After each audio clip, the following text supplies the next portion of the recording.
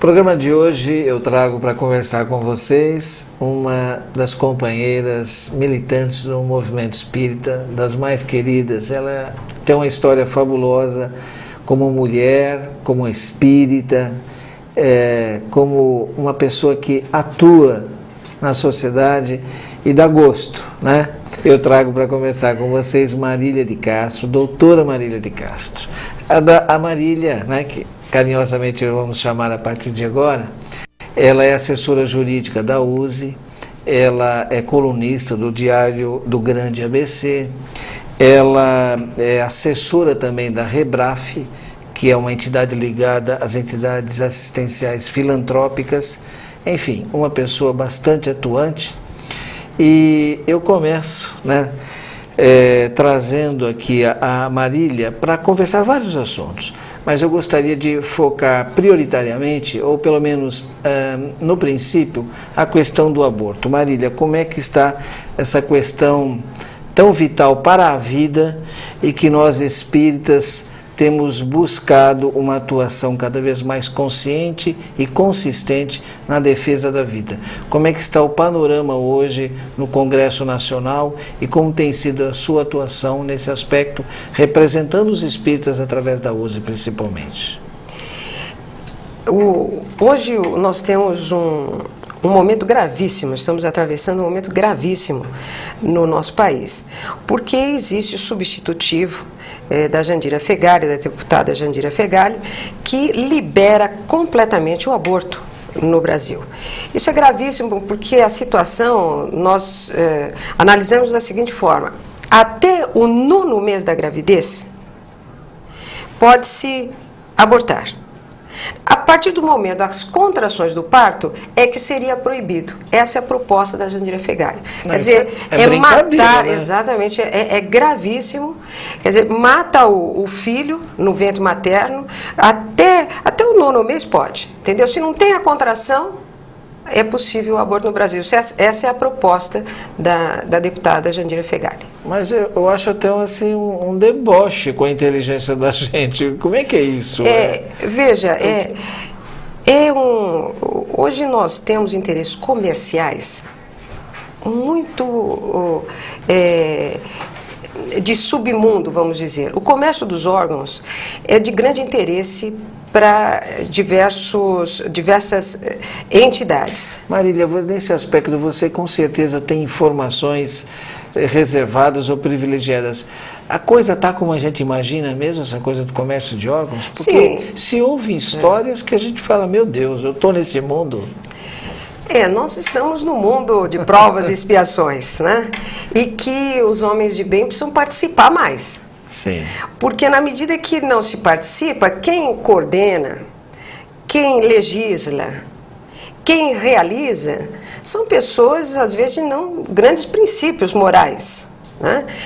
E não podemos só dizer que a situação está grave porque existem essas pessoas que têm posições morais discutíveis. Há muita omissão, né, Jeter? Eu acho que aí também é a parte do Livro dos Espíritos, que coloca que muito existe devido à omissão dos homens de bem, que quando eles quiserem, eles assumirão a preponderância.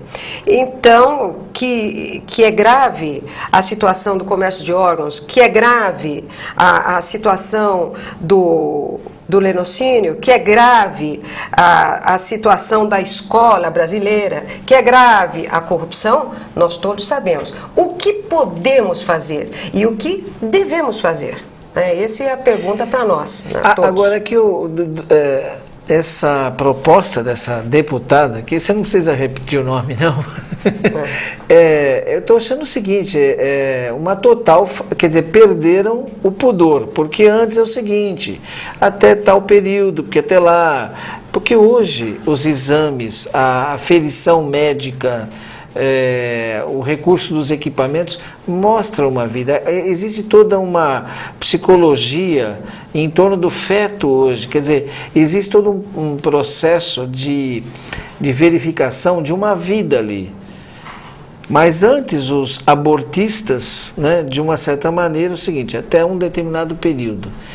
Quer dizer, perdeu o pudor, quer dizer, isso não... É isso que a gente pode... Agora, veja, nunca uma proposta indecente, que a gente poderia dizer, ela vem com os pressupostos que eles querem. Sempre existem pressupostos maravilhosos, até na lei, em diversas leis. Considerando, os considerantes são maravilhosos, mas a lei é um absurdo. Então veja o seguinte, qual é os considerandos? Por que essa proposta? Porque ela diz, ela e outras pessoas, porque ela simplesmente é que está assinando o substitutivo, ela foi relatora e fez o substitutivo.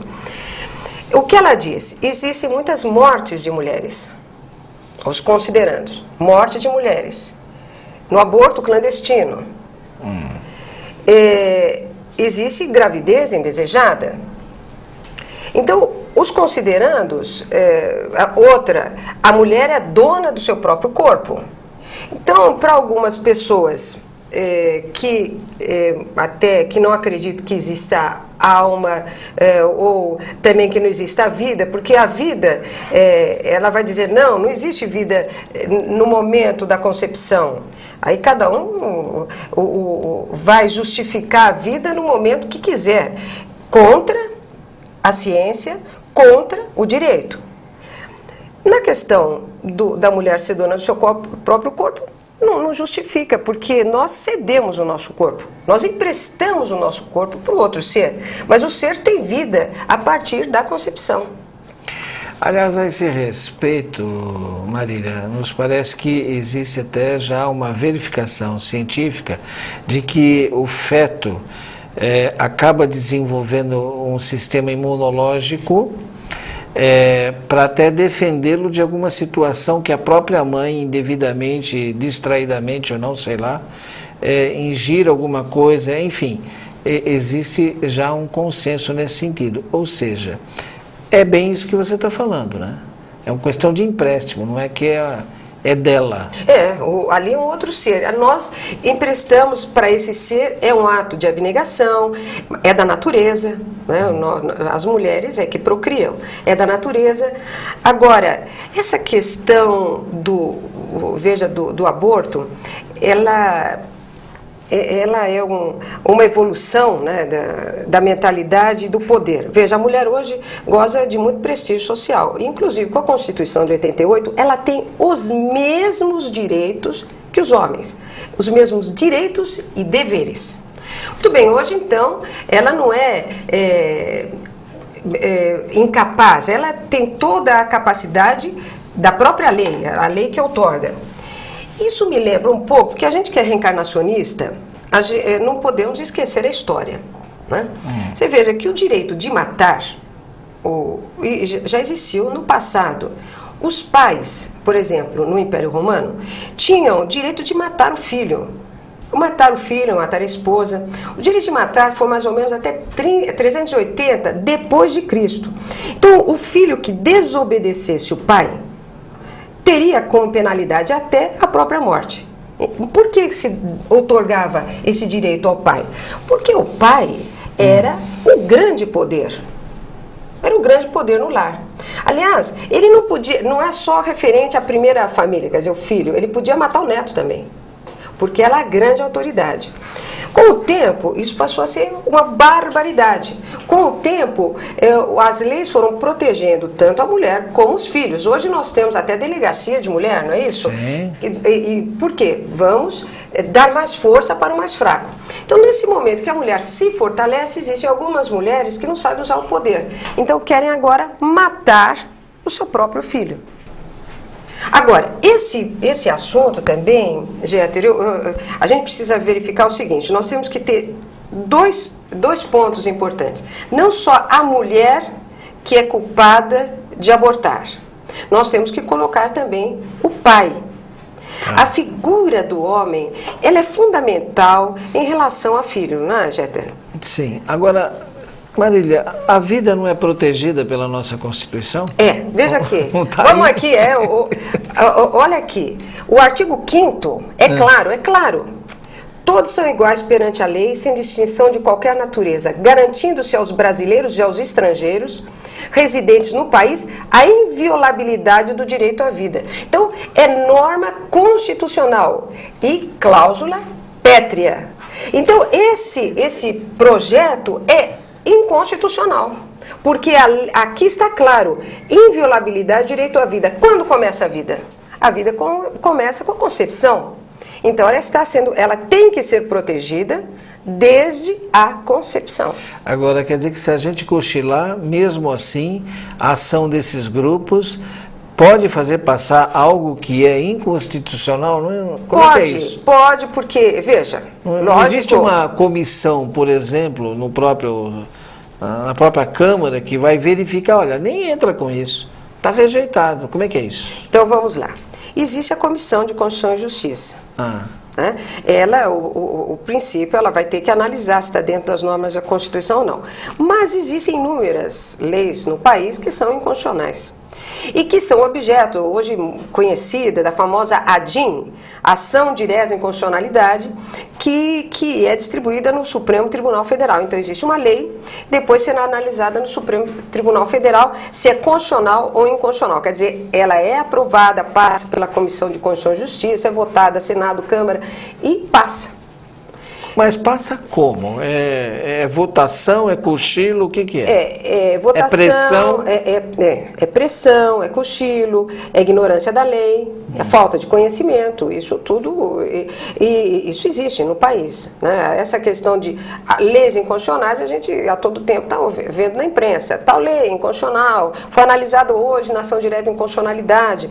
Então, mas veja, se existe a pressão de pessoas que não valorizam a vida, precisa ter a pressão daqueles que valorizam a vida. Tá certo. Então, nós vamos falar um pouco mais dessa pressão logo após o nosso intervalo. Daqui a pouco eu volto com a doutora Marília de Castro.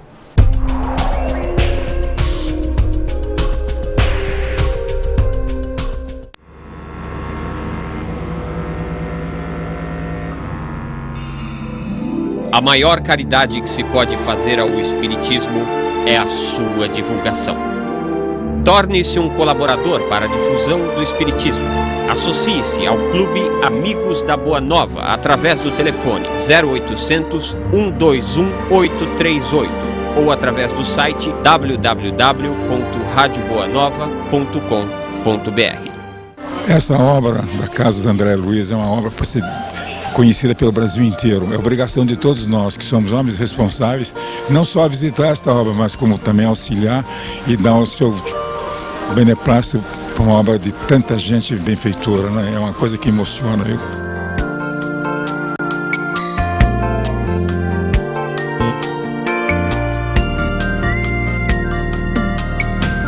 Aqui é a Casa de Deus.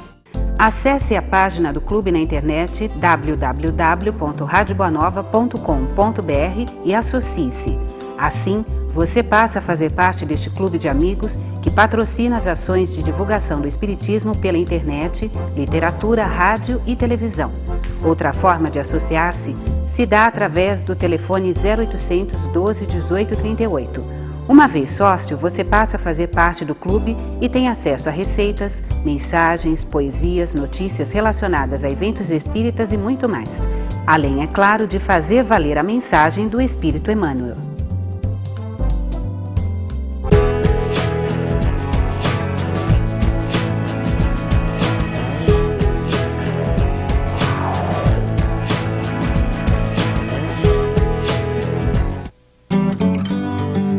Alguns girassóis já nascem iluminados, outros precisam da sua luz.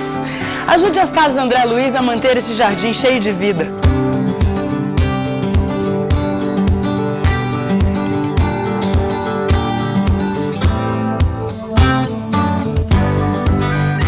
Seja uma pessoa iluminada, faça sua doação para as crianças das Casas André Luiz.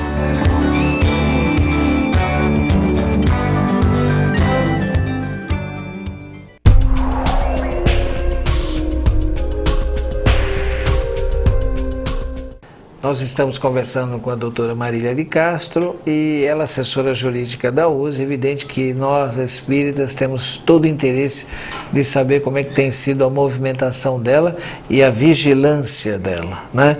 E eu posso dizer isso com muita tranquilidade, porque a gente vem acompanhando. Ela é uma pessoa muito dedicada, principalmente à causa espírita, e é evidente que vai empregar toda a sua competência técnica, jurídica, né, para a defesa dos, vamos dizer assim, fundamentos da nossa doutrina, e um deles é o direito à vida. Mas, Marília, você falava aí que nós estamos, um dos considerandos aí a questão do direito da mulher, né? Ao seu próprio corpo. Ao seu próprio corpo. Então, veja, primeiro, como nós vimos, é que o ser que trazemos no útero é um ser independente. Não só sob a ótica religiosa, no espiritismo, por exemplo, é claro que na medida que há a concepção, o espírito é o dono daquele próprio corpo, né? Ele está integrado a ele um outro ser. Né? No direito também, porque na medida que o nascituro existe, ele tem direitos, e nós temos proteções não só na Constituição, como em tratados internacionais, do direito da pessoa desde o momento da concepção. Então a mulher, ela não é a dona daquele ser. Aquele ser é independente, deve ter todo o arsenal de direitos e garantias que ela mesma tem, né, que a própria mulher tem.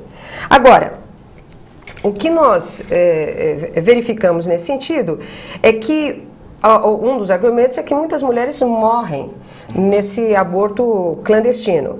É verdade, mas nós não sabemos o número. Esses dados que nos dão é só uma estimativa, porque não existe um controle desses abortos. E se nós deixarmos passar esse projeto, o que nós vamos ter? Vai haver muito mais morte de crianças, mas sem dúvida. Eu acho que esse pessoal tem que ser pressionado para dizer de onde é que você levantou esses números. Exato, porque eles não, são números nada aceitáveis, e muitos, até diversos médicos... Vamos descobrir os pontos aí de... Isso, onde, né, onde que eles foram achar esse número. Veja, muitas dessas mortes ainda continuarão assim de mulher, porque veja, hoje, alguns abortos não são feitos porque é crime. Porque é crime. Que a gravidez indesejada não há dúvida. Isso, uma das causas é porque ainda não assumimos o sexo com uma certa responsabilidade.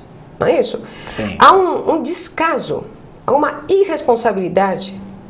Aliás, alguns não é só com o sexo, com a amizade mesmo. Hoje, essa questão do ficar, né, que a gente precisa questionar. Na nossa época, Jeter, quando jovens, o que nós tínhamos? Fica para ver.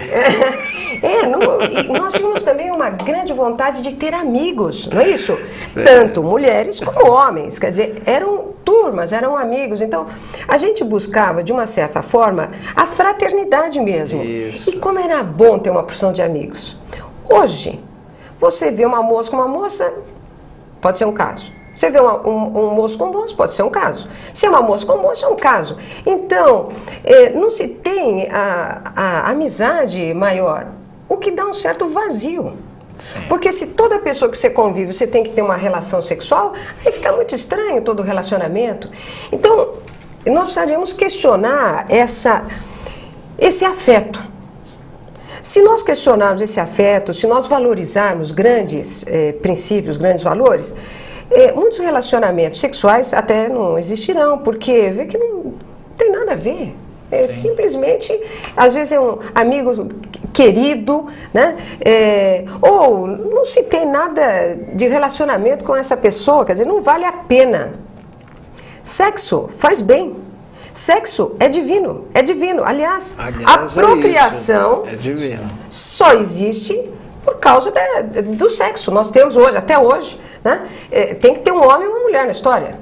Então é divino. E Agora, através dele com valorização. surge a família, né? Surge o a pai, família. a mãe, os avós, os irmãos, os Isso. tios, os sobrinhos. Essa coisa maravilhosa, insubstituível que é a família. Sem dúvida. Mas sem é evidente dúvida. que isso só surge na medida, como você disse, de um uso cada vez mais equilibrado desse potencial criador, né? Exato, e a gente precisa valorizar isso, valorizar mesmo.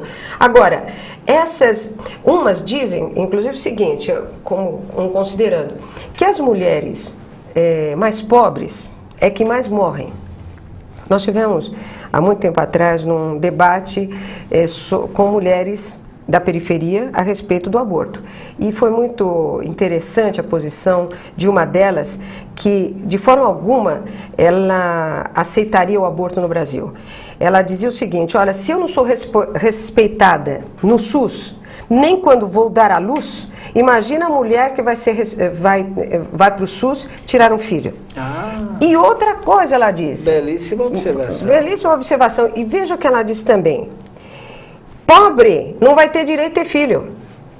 Porque na hora que ela engravidar, o agente de saúde ou no próprio local de atendimento vai falar: mas por que a senhora vai ter esse filho?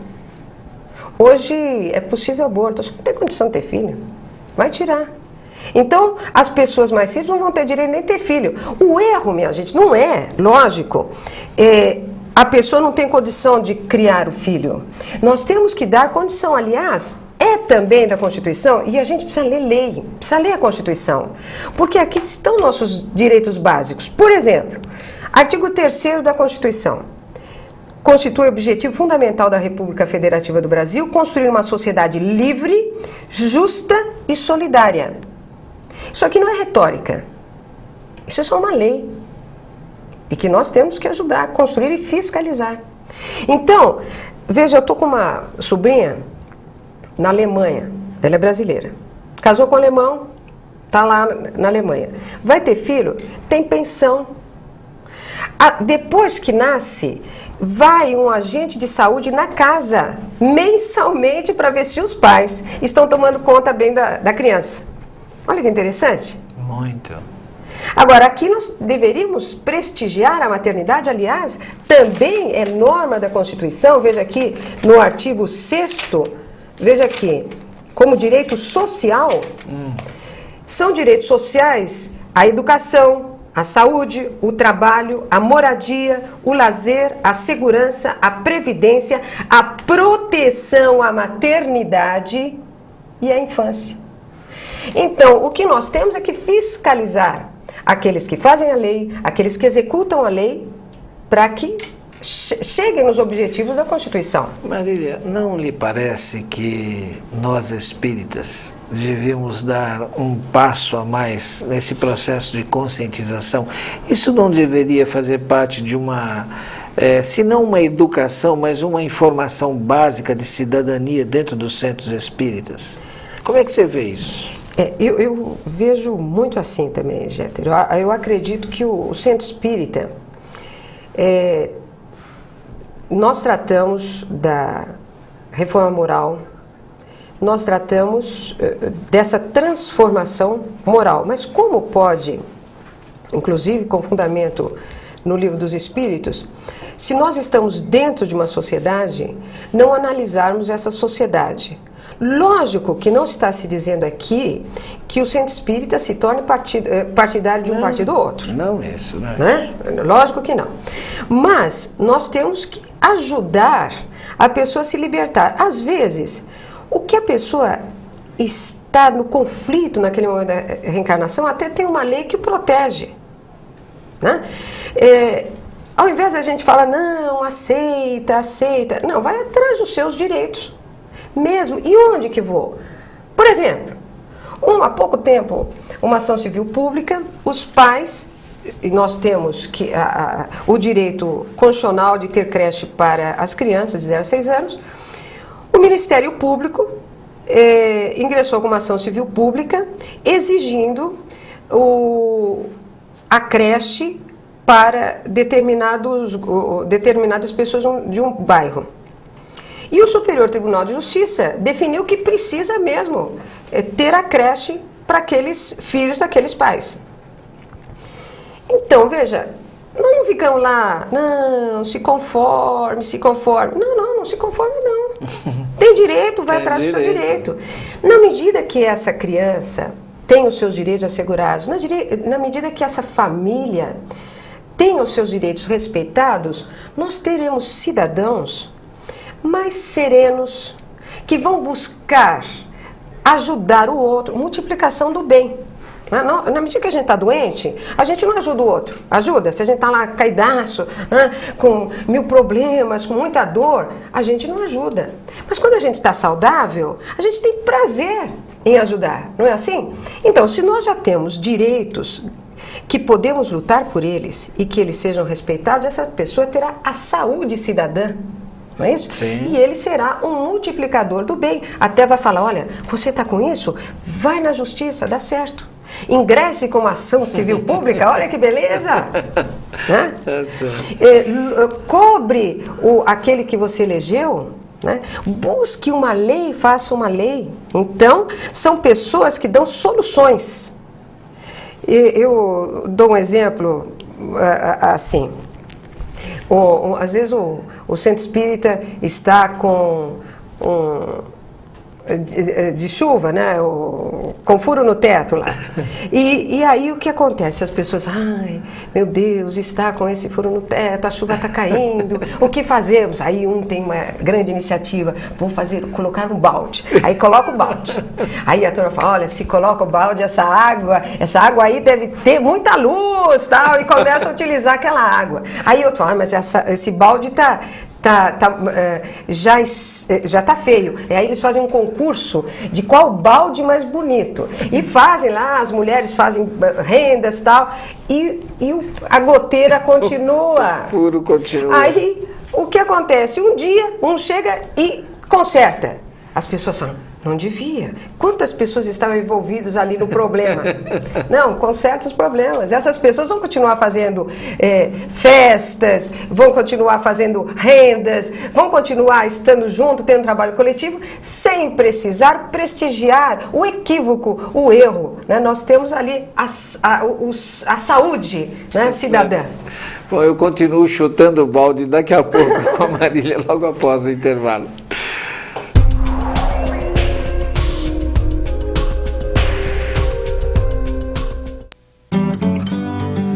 Alguns girassóis já nascem iluminados, outros precisam da sua luz. Ajude as Casas André Luiz a manter esse jardim cheio de vida.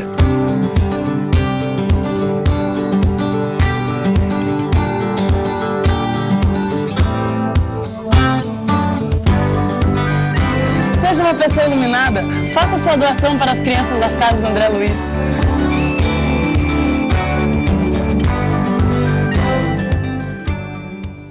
As Casas André Luiz se esforça para tornar menos difícil a vida do portador de deficiência mental. Atualmente, são mais de 1.200 seres humanos que dependem do nosso apoio. Ajudando as Casas André Luiz, certamente vai tornar as coisas mais fáceis para você mesmo. Venha conhecer de perto esse trabalho. Vem pra cá, gente! Vamos ajudar!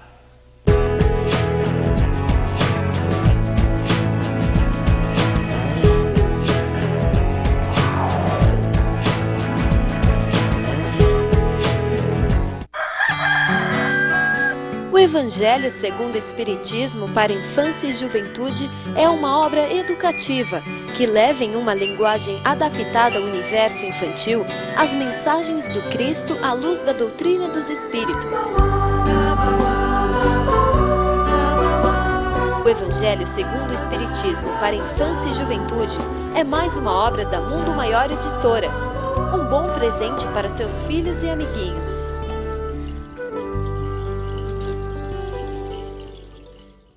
Oi gente, aqui quem está falando é Rogério Ceni, coleiro de São Paulo, e eu venho até vocês por um motivo muito especial, convidá-los para participar das obras assistenciais das Casas André Luiz. Faça como eu, você, empresário, profissional liberal, doe um pouco do seu tempo, do seu carinho, para essa obra que é uma obra muito importante.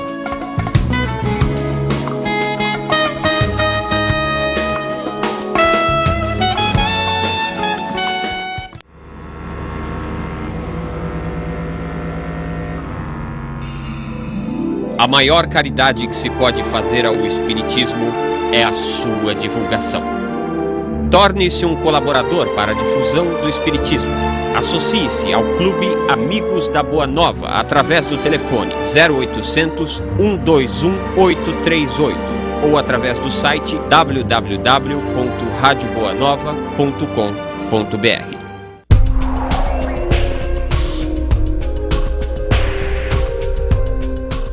Eu estou conversando com Marília de Castro, assessora jurídica da USE. Estivemos conversando até agora sobre o aborto, mas a gente percebe, e ela tem colocado isso ao longo de toda a sua vida, né? Ela, muito cedo, daqui a pouco a gente vai falar um pouquinho sobre alguma intimidade dela, né? Família, essas coisas, porque tem uma história, isso tem um começo, né? Ela vem de uma paternidade, principalmente, bastante atuante. Mas, Marília, o que nós vimos aí, então, é que, mais do que nunca, nós espíritas precisamos nos conscientizarmos da necessidade da atuação política. Lembrando sempre que não fazer nada já é uma atitude política e a pior possível. Não é isso? Como é que você vê? Os espíritas estão tímidos? Como é que você vê? Tem gente que fala assim, olha, política no centro espírita nem pensar. É evidente que, como você já disse aqui no bloco anterior, nada de levar partido político lá para dentro. Porque as pessoas, nós prezamos a liberdade e dentre um dos momentos desta liberdade é a livre escolha da linha política, da linha filosófica, idealística, sei lá. Mas a política é indispensável, nós precisamos dela, viver é um ato político. Por conta disso, desse pensamento, ou da questão que talvez a gente tenha uma consciência até maior, mais profunda, das consequências da lei, né? Por que você, a seu ver, o que está na raiz dessa timidez espírita em relação à atuação política? Essa mentalidade, não só de alguns espíritas, como de muitos brasileiros, como também de muitas pessoas da humanidade, a gente que é reencarnacionista sabe que é uma educação de milênios. Continuada. Continuada da não participação. A participação é só para alguns escolhidos. Isso, né? Os nobres participavam, os que pertenciam aos clérigos, não é isso? E hoje nós vemos que não é bem assim. A democracia, a humanidade evoluiu muito. Houve aí a Constituição desde 1215, depois Revolução Francesa, nós temos tratados internacionais, Declaração Universal dos Direitos do Homem. Então, nós vemos que cada vez mais o maior número de pessoas participam e dá resultado. A timidez, nós precisamos questionar essa timidez, porque alguns acham aí que é mais grave que isso é qualidade. Que ficar omisso é qualidade. Quando uma pessoa acha que isso é qualidade, aí está muito doente. Muito doente. Como acha, não, nós temos que ter resignação, resignação, resignação. E aí a gente vive chorando, a vida fica muito triste. Tem aquela oração da serenidade que eu gosto muito. Senhor, me dê coragem para mudar o que eu posso mudar. Serenidade para entender o que eu não posso mudar. E acima de tudo. E sabedoria para saber o que eu posso mudar, o que eu não posso mudar. Por exemplo, se eu semeio uma planta, se eu coloco uma árvore, planto uma árvore, não adianta eu ficar gritando atrás, ali na hora, no ato, nasça, nasça, que eu quero ter seu fruto, eu quero... Não, esse não dá para mudar. Só se fizer lá no laboratório, depois, com muita pesquisa, não, mas que nem pode com ser. biotecnologia dá. Não, isso nem você estufa, já é. Isso, olha lá, você já sabe mais do que eu. Olha, eu ainda penso que um dia pode ser, mas olha, hoje não, né, Jeter? Não mesmo. Agora, sem estudo, sem dúvida, se você plantar, vai demorar. Dá até uma ligeira otimizada. Dá, mas não muita. Então, nós temos que ter paciência. Agora, existem outras coisas que a gente pode mudar. Eu posso plantar, por exemplo, ali está o campo, não tem nenhuma plantação, mas eu posso plantar. Mesmo que eu não colha os frutos, mas eu posso plantar. Então a gente tem que ter a sabedoria dessa mudança. Vamos lá no nosso meio espírita ainda, num dos que a gente escuta muito, por exemplo, e tem a ver com esse tema do aborto inicial que você teve como base do nossa entrevista, a igualdade entre o homem e a mulher. Veja, na nossa doutrina é claro a essa igualdade. Por quê? Qual o fundamento principal? É que na reencarnação, às vezes a gente nasce homem e às vezes a gente nasce mulher. É o fundamento. Mas a gente escuta, dentro ainda da doutrina espírita, mesmo tendo uma doutrina maravilhosa, libertadora como essa, assim, o homem e a mulher são iguais. Mas, aí atrás do mas vem tudo. Vem tudo. E não pode mesmo. E aí não, a mulher tem que ficar dentro do lar, o homem fora do lar. Não, então, mas lá não está dizendo isso, Maria. Não, lógico que não. A doutrina não fala isso. Alguns espíritas falam isso. Tá. Não, lógico, sem dúvida. A nossa doutrina é claríssima. Porque ou nós nascemos homem ou mulher. Aliás, nesse final dessa novela, que eu não assisti, mas da Alma Gêmea, que tem algumas questões doutrinárias, mas ali não é uma obra doutrinária, quer dizer, ela é obra aberta. Doutrinária. Ela é uma obra aberta. Mas no final, que eu assisti o último capítulo, que falaram, assista, porque bem no horário que eu trabalho, eu nunca posso assistir, mas no sábado houve a reprise. E no último capítulo, foi linda aquela cena, que os dois, após o desencarne, é mostrado as outras encarnações deles. E ali, às vezes, um é homem, outra mulher, os dois são homens, os dois são mulheres. Não é lindo aquilo? Aquela cena. Isso deve ter mexido com a cuca de muita gente. Isso, valeu, minha gente. Você imagina, quem desencarnou e não conhece a doutrina espírita, pelo menos vai lembrar dessa última cena. Falou, olha, eu vi isso é possível. A arte tem essa função, né? Amplia o limite do possível. É verdade, é verdade. Então, essa questão da igualdade, por exemplo, entre homem e mulher na doutrina, ela tem que ser questionada. Aliás, no Evangelho, segundo o Espiritismo, tem um momento que fala que os Espíritos perguntarão, quando nós desencarnarmos, o que fizeste com o filho que eu te dei? Eu acho que muito pai, nesse momento, vai falar, espera um pouco aí, que eu vou chamar minha esposa, ela vai me falar o que eu fiz, o que fizeram. Porque não fez nada. Então, o estar com os filhos, os homens precisam conversar mais com os filhos e desenvolver mais essa parte afetiva, que, aliás, os homens amam iguais às mulheres. Eles não expressam o amor devido à cultura aqui no Brasil, etc., em outros lugares também. A coisa do machismo que está se diluindo, né? Hoje tem homens maravilhosos que a gente vê e que lutam pelo amor. Aliás, houve na história da humanidade essa luta da mulher ter o direito de dizer o que pensa.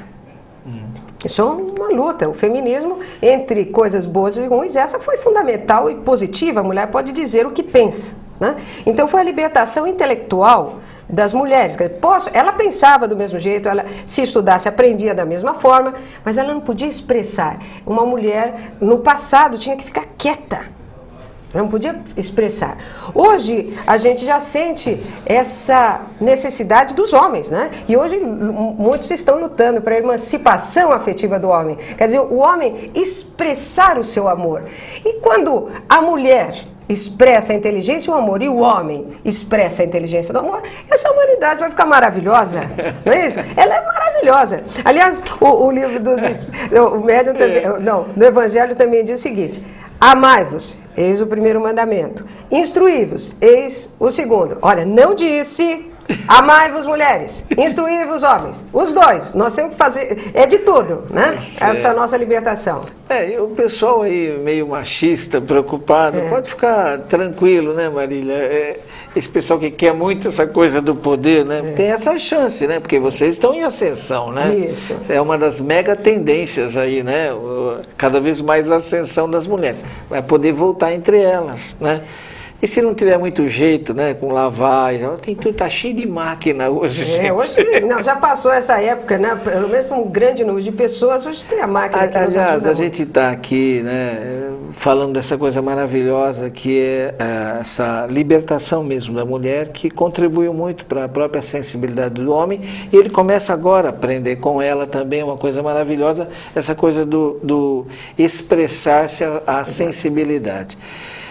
A gente está a 1 minuto aí do nosso intervalo, Marília. A gente gostaria aqui de ressaltar, e um comentário breve seu, dessas belíssimas, essas sim são belíssimas mulheres, algumas delas que lá no Oriente, enfrentando toda aquela rigidez, têm conseguido, vamos dizer assim, criar rachaduras nesse universo tão opressor das mulheres lá no Oriente. Como é que você tem visto isso? É maravilhoso ver o crescimento humano. Em diversos pontos da humanidade, inclusive ali no Oriente, existe essa escravidão ainda da mulher.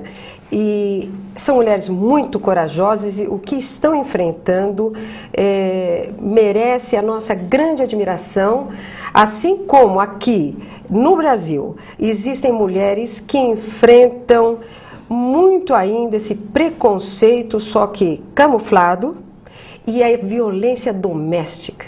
E as mulheres corajosamente hoje denunciam a violência e buscam, ao contrário daquelas que querem matar seus filhos, com todas as suas forças defender os seus filhos da violência doméstica.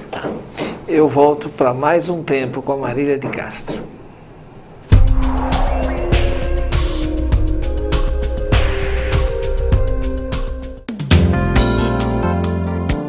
No Mercatudo você encontra de tudo, da melhor qualidade pelo menor preço. Tudo em benefício das Casas André Luiz.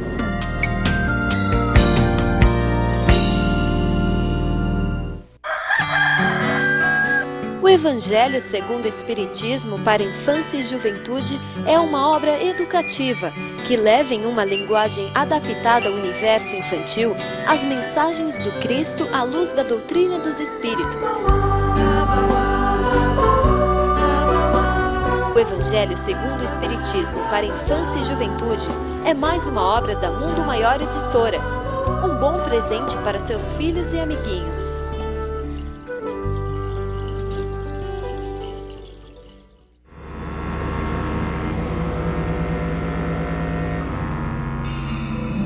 A maior caridade que se pode fazer ao Espiritismo é a sua divulgação. Torne-se um colaborador para a difusão do Espiritismo. Associe-se ao Clube Amigos da Boa Nova através do telefone 0800 121 838 ou através do site www.radioboanova.com.br. Essa obra da Casas André Luiz é uma obra para ser conhecida pelo Brasil inteiro. É obrigação de todos nós, que somos homens responsáveis, não só visitar esta obra, mas como também auxiliar e dar o seu beneplácito para uma obra de tanta gente benfeitora, né? É uma coisa que emociona.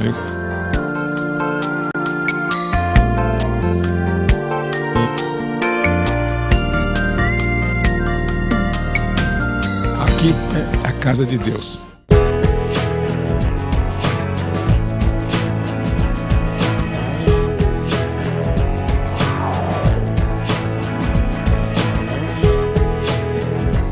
Acesse a página do clube na internet www.radioboanova.com.br e associe-se. Assim, você passa a fazer parte deste clube de amigos que patrocina as ações de divulgação do Espiritismo pela internet, literatura, rádio e televisão. Outra forma de associar-se se dá através do telefone 0800 12 18 38 Uma vez sócio, você passa a fazer parte do clube e tem acesso a receitas, mensagens, poesias, notícias relacionadas a eventos espíritas e muito mais. Além, é claro, de fazer valer a mensagem do Espírito Emmanuel.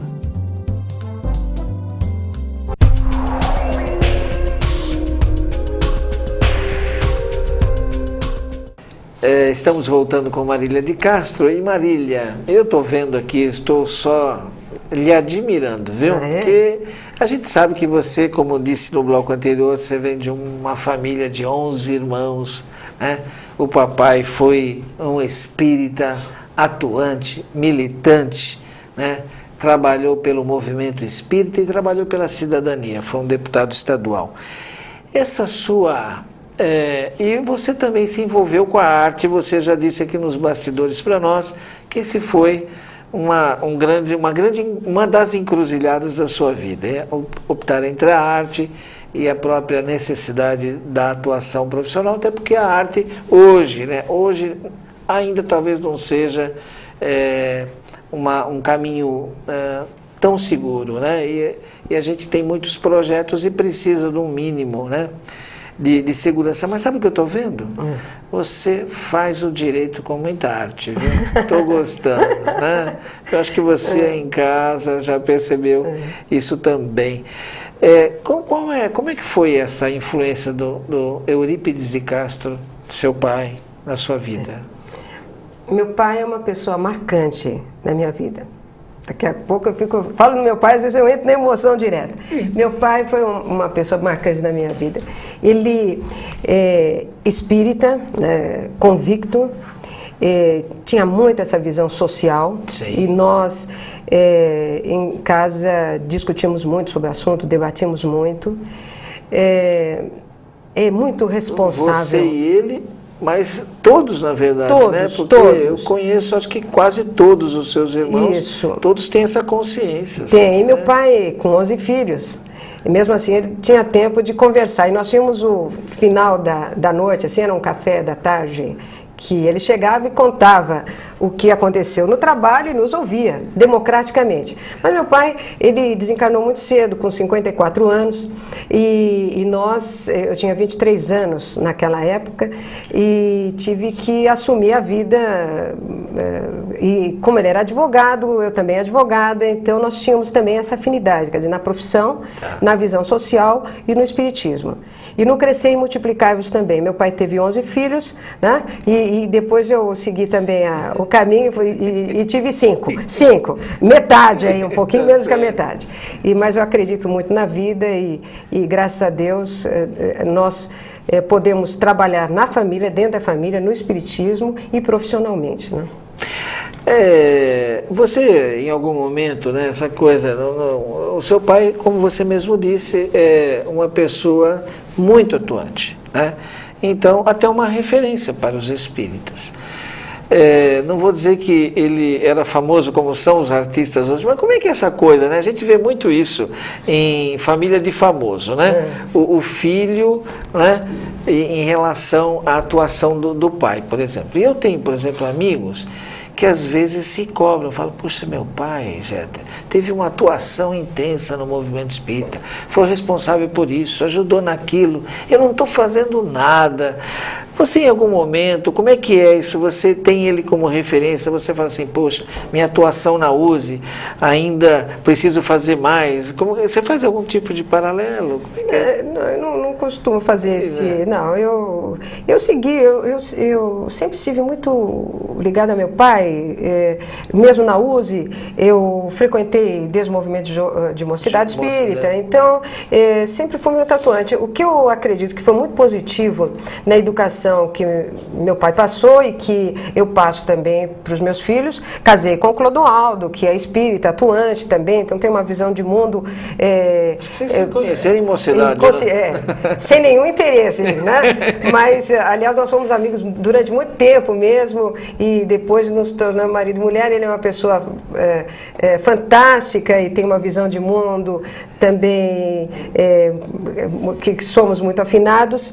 Então, o que meu pai pai passou é que a gente devia estar dentro do movimento espírita. Então, mesmo ele sendo líder, porque alguns líderes do movimento espírita não colocam o filho no centro espírita, na mocidade espírita, né? O meu pai não, nós todos integramos mocidade espírita, depois o movimento de unificação. E meus filhos também, isso eu falo para eles da importância deles estarem no centro espírita, no movimento jovens, porque eles são todos jovens ainda, e eu acredito que a atuação dentro do movimento espírita também é importante para o alimento do espírito. Nós temos que ter uma militância dentro do movimento espírita e também na sociedade, levando os valores que a gente aprende de honestidade, de responsabilidade, de respeito ao próximo, também no mundo aí fora. Mas o mundo aí fora também nos ajuda muito na visão dentro do movimento espírita, porque nós não podemos dizer que nós somos a elite, não. Existem pessoas de muita profundidade humana em todas as religiões e em todos os locais. Então a gente precisa estar afinado com esses espíritos consequentes, responsáveis, com muito amor no coração e com muita atuação social, né? Já que você citou o Clodoaldo, que realmente é uma pessoa magnífica, a gente também gosta muito, tivemos oportunidades, várias até, de estarmos juntos em atividades doutrinárias, ou do movimento espírita, melhor dizendo.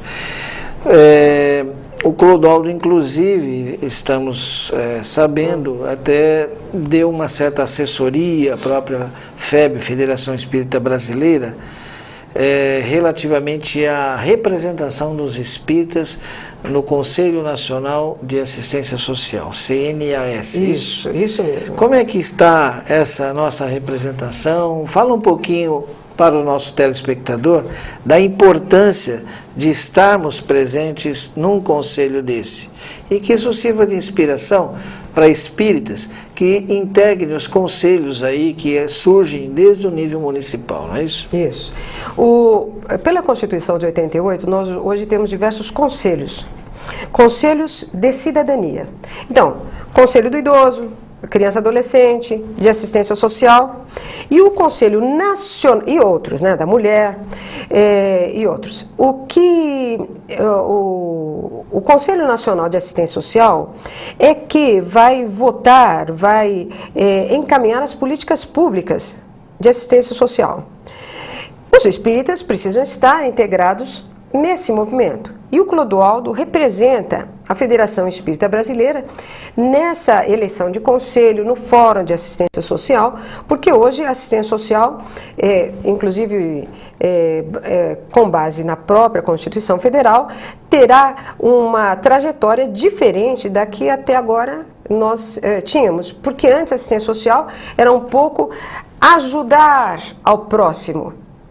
Hoje é política pública. Então, o Estado tem obrigação, uma delas, por exemplo, o salário mínimo para o deficiente, para o portador de deficiência, o salário mínimo para o idoso, isso é assistência social. Eu sei, mas existe dá a impressão para a gente que a orientação política do atual governo, que tem uma linha esquerdista, muitas vezes de ponto de vista radical, muitas vezes parece que eles estão querendo alijar. Isso, veja. É uma coisa que a gente precisa estar esperto nessa história aí. Veja, o que nós precisamos estar atentos